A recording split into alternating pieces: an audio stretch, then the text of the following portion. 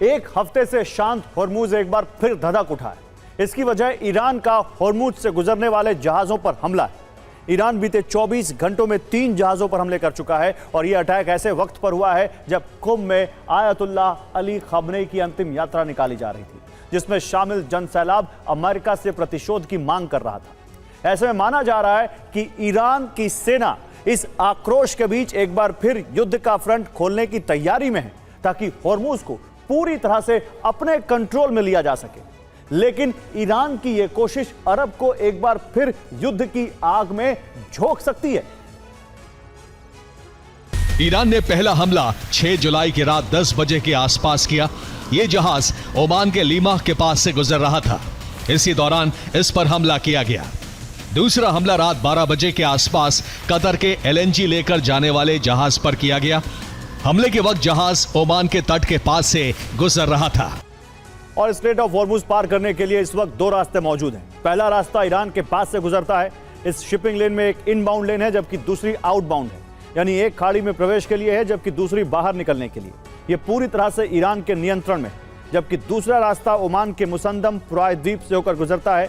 इसमें भी खाड़ी में प्रवेश और बाहर निकलने के लिए 2 अलग अलग लेन बनाई गई। इस रास्ते को IMO की मान्यता हासिल है, यानी माइन हटने तक इसे ही होर्मुज में आने जाने का अंतर्राष्ट्रीय मार्ग घोषित किया गया है। अमेरिकी नौसेना इस रूट पर गश्त लगाकर यह सुनिश्चित कर रही है कि इसे खुला रखा जाए।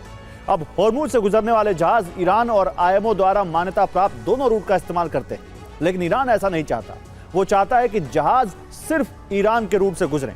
बीती रात कतर का अल रिकायत शिप यहां से गुजर रहा था।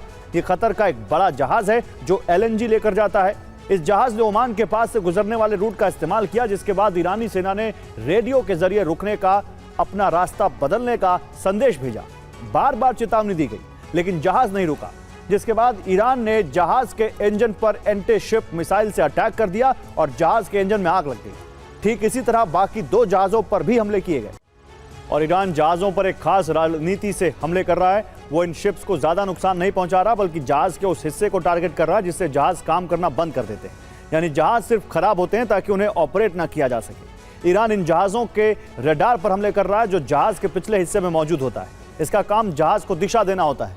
ऐसे में इसके नष्ट होने पर जहाज मुड़ नहीं सकता, वो अनियंत्रित होकर टकरा जाएगा। जहाज का कप्तान उसे एक जगह खड़ा रखने के लिए मजबूर होगा। तेल टैंकर की चिमनी पर भी ईरान हमले कर रहा है। इससे इंजन की गर्म गैसें बाहर निकलती हैं। चिमनी के तबाह होने से गैस नहीं निकल सकेगी, जिससे इंजन को नुकसान होगा और जहाज बीच समंदर में बंद हो जाएगा। इसके अलावा ईरान इंजन रूम पर भी हमला कर रहा है। बीते 24 घंटे में जिन जहाजों पर हमले हुए उनमें से 2 जहाजों के इंजन रूम को ही ईरान ने टारगेट किया था। इसके लिए ईरान मुख्य इंजन पर छोटी मिसाइल से हमला करता है। यह मिसाइल इंजन रूम में अंदर जाकर ब्लास्ट होती हैं। CNN के रिपोर्ट के मुताबिक अभी तक ज्यादातर जहाज होर्मुज से गुजरने के लिए ईरान के रूट का इस्तेमाल कर रहे थे, लेकिन बीते एक हफ्ते में करीब 1/3 जहाजों ने ओमान के रास्ते का इस्तेमाल शुरू कर दिया